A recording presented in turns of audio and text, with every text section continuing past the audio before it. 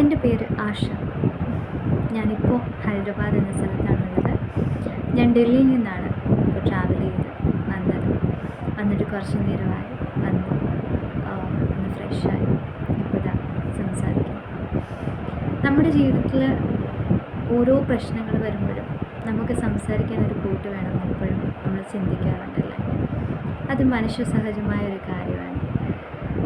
പക്ഷേ എനിക്കിപ്പോൾ എന്തോ എൻ്റെ ഉള്ളിലുള്ള കാര്യങ്ങൾ അല്ലെങ്കിൽ ഞാൻ ഫേസ് ചെയ്തൊരു കാര്യം ഇങ്ങനെ സംസാരിക്കണമെന്ന് തോന്നി. ഇന്ന് വരെ എൻ്റെ ലൈഫിൽ അധികം ഫ്രണ്ട്സ് ഉണ്ടായിട്ടുണ്ടെങ്കിലും അത്രയും ക്ലോസ് ആയിട്ടോ അല്ലെങ്കിൽ നമ്മളെ കെയർ ചെയ്യുന്ന അങ്ങനെ ഒരു ഫ്രണ്ട്ഷിപ്പ് എനിക്ക് ഇതുവരെ കിട്ടിയിട്ടില്ല. എല്ലാവരും അവരവരുടെ നേട്ടങ്ങൾക്കും അല്ലെങ്കിൽ അവരവരുടെ ഇഷ്ടങ്ങൾക്ക് സംസാരിക്കുക അത്രയൊക്കെ ഉണ്ടായിരുന്നു. അതേസമയം ഞാനെന്നൊരു വ്യക്തി എനിക്കൊരു സുഹൃത്തിനെ കിട്ടുകയാണെന്നുണ്ടെങ്കിൽ ഏറ്റവും നല്ല രീതിയിൽ ആ ആളെ എങ്ങനെ നോക്കാമോ അങ്ങനെ നോക്കാൻ ആഗ്രഹിക്കുന്ന ഒരാളായിരുന്നു. പക്ഷെ ഇന്ന് വരെ എന്നെ കെയർ ചെയ്യുന്നു അല്ലെങ്കിൽ ഞാനെന്ന സുഹൃത്തിനെ ആ ഒരു രീതിയിൽ സുഹൃത്തായി അല്ലെങ്കിൽ കെയർ ചെയ്യുന്ന എനിക്കിന്നുവരെ തോന്നിയിട്ടില്ല. ഒരു മനുഷ്യനിൽ നിന്ന് തോന്നിയിട്ടില്ല. അപ്പോൾ അങ്ങനെയാണ് ലൈഫ് ഇതുവരെ പോയിക്കൊണ്ടിരുന്നത്.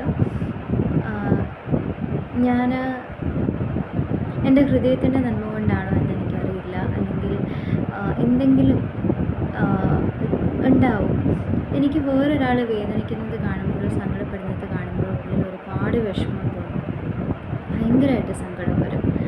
അങ്ങനെ സങ്കടം വരുമ്പോൾ അവർക്ക് എന്തെങ്കിലും ഒരു ബുദ്ധിമുട്ടുണ്ട്, അത് എന്നിലൂടെ തീർക്കാൻ പറ്റുമെങ്കിൽ ഞാനത് തീർത്തു കൊടുക്കാൻ ആഗ്രഹിക്കുന്നൊരു വ്യക്തിയാണ്. പക്ഷേ അങ്ങനെ ഒരുപാട് പേരെ ഹെൽപ്പ് ചെയ്തു. പക്ഷെ അവസാനം എന്ത് പറ്റിയെന്ന് വെച്ചാൽ ഞാൻ ഒറ്റയ്ക്കായെന്ന് വെച്ചാൽ മറ്റുള്ളവരാൽ ഫിനാൻഷ്യലി, ഫിസിക്കലി, മെൻ്റലി, ഇമോഷണലി എനിക്ക് ഒരുപാട് വേദനകൾ സഹിക്കേണ്ടി വന്നു. അങ്ങനെയാണ് ബ്ലോക്കായി ഒരു സ്റ്റേജിലെത്തി.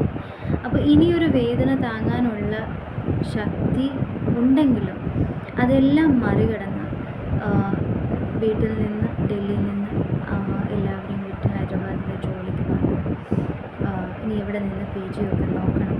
ഒറ്റയ്ക്കാണ്, എന്നാലും എല്ലാ കാര്യങ്ങളിലും ഈശ്വരൻ കൂടെ ഉണ്ടാവുമെന്ന് വിശ്വസിക്കുന്നു. ഒന്ന് മാത്രമേ പറയാനുള്ളൂ. ഇപ്പം ഞാനിവിടെ ഒറ്റയ്ക്കിരിക്കുമ്പോൾ ഇന്ന് വരെ ഞാൻ സഹായിച്ച ആൾക്കാരും ഇന്ന് വരെ ഞാൻ സംസാരിച്ച ആൾക്കാരും എൻ്റെ കൂടെ ഇല്ല. എല്ലാവരും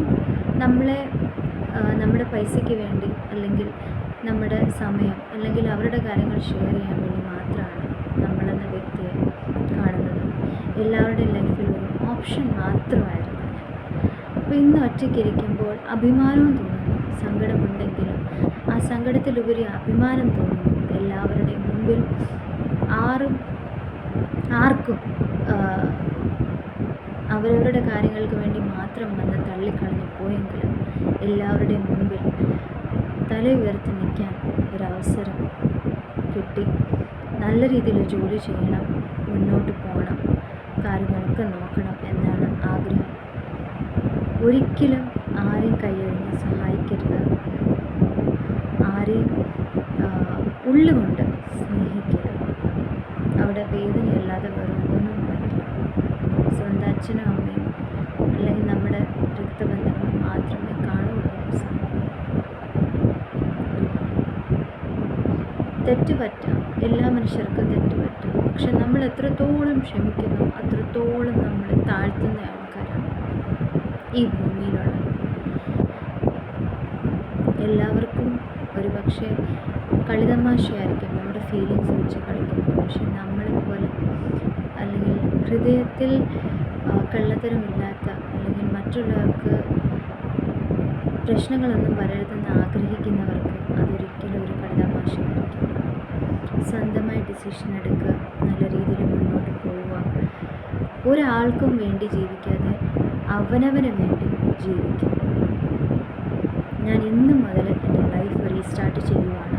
ഇതൊരു കിക്ക് സ്റ്റാർട്ടാണ്. എനിക്ക് ഇന്ന് വരെയുള്ള എല്ലാ ബന്ധങ്ങളും ഒരു ബൗണ്ടറി വരെ എനിക്ക് എനിക്ക് മനസ്സിലാക്കാൻ പറ്റി ആരും എൻ്റേതായിരുന്നില്ല, അവരവരുടെ ആവശ്യങ്ങൾക്ക് മാത്രമേ ഉണ്ടായിരുന്നുള്ളൂ. ഇന്ന് മുതൽ എൻ്റെ ലൈഫിൽ ഒരുപാട് മാറ്റങ്ങൾ പതിയെ പതിയെ വരുത്തണമെന്നുണ്ട്. അതെല്ലാം ചെയ്തെടുക്കണം. നമ്മൾ നമ്മളെ തന്നെ സ്നേഹിച്ചില്ലെങ്കിൽ വേറെ ആരും കാണില്ല, ഒരിക്കലും. അത്രേ ഉള്ളൂ. ദൈവം ഉണ്ട്, അച്ഛൻ്റെയും അമ്മയുടെയും അമ്മച്ചിമാരുടെയും അച്ഛന്മാരുടെയും എന്താ പറയുക, അനുഗ്രഹം കൂടെ ഉണ്ടെന്നുള്ള വിശ്വാസത്തിൽ മുന്നോട്ട് പോകണം. ഓരോരോ മാറ്റങ്ങൾ സംഭവിക്കാൻ ചിലപ്പോൾ ദൈവം ഒരുപാട് പ്രശ്നങ്ങൾ നമ്മുടെ ജീവിതത്തിൽ കൊണ്ടുവരും. എനിക്ക് ഇത്രയും പ്രശ്നങ്ങൾ വന്നില്ല എന്നെങ്കിൽ ചിലപ്പോൾ ഞാനിവിടെ തീരുമാനം എടുക്കുമായിരുന്നു. എനിക്ക് വേണ്ടി ചോദിക്കാനോ പറയാനോ ഈ പ്രദേശത്ത് ആരുമില്ല, ഞാൻ ഒറ്റയ്ക്കാണ്. പക്ഷേ ഇനി എനിക്ക് വേണ്ടി ഞാൻ നിൽക്കും, എന്നെ തന്നെ ഞാൻ സപ്പോർട്ട് ചെയ്യും, എന്നോട് തന്നെ ഞാൻ സംസാരിക്കും, എന്നെ തന്നെ ഞാൻ ഹാപ്പി ആയിരിക്കാൻ നോക്കും.